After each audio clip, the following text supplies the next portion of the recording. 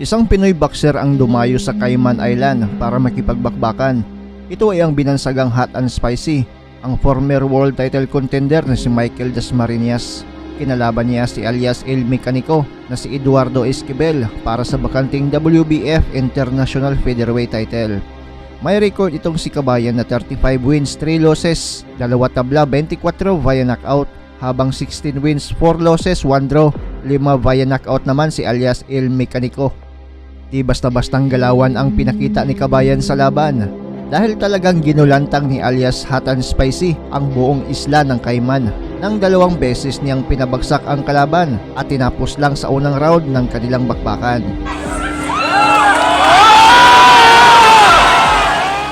Balikan natin ang nagliliyab at maaanghang na kamao na pinakain ni Michael Dasmariñas sa kanyang kalaban na si alias El Mecanico Eduardo Esquivel. Para na mapis na login mo.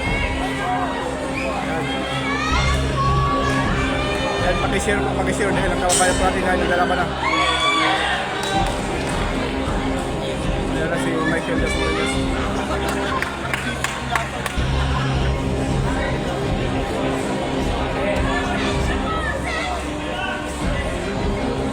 Maragawa na po yung mga kababayan. Yan, live na dito sa Cayman Island. Magandang umaga dyan sa Pilipinas.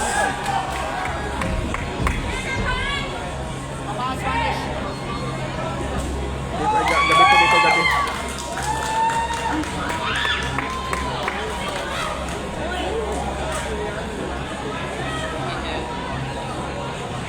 Yan, pakishare yung live natin.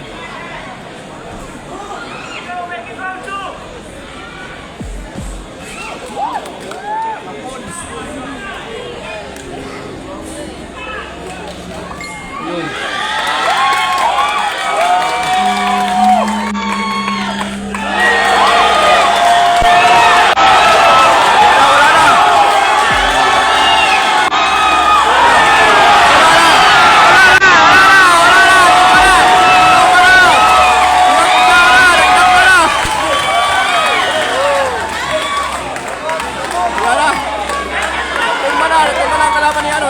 Michael Dasmariñas.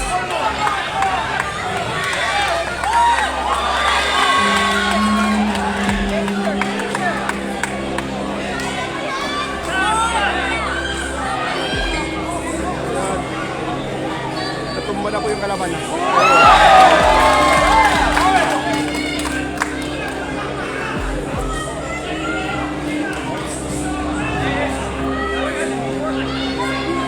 Pakishare.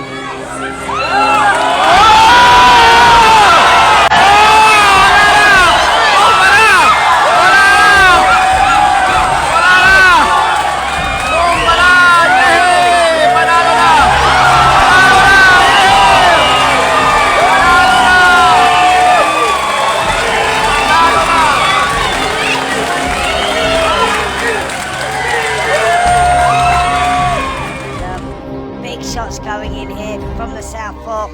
Big shots bumping into the side there, and that just seems unsteady.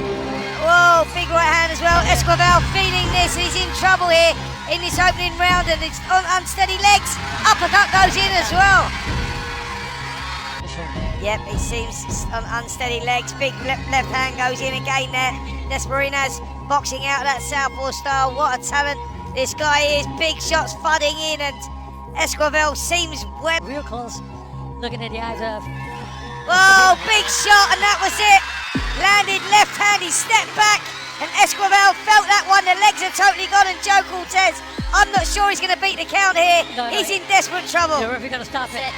That's it.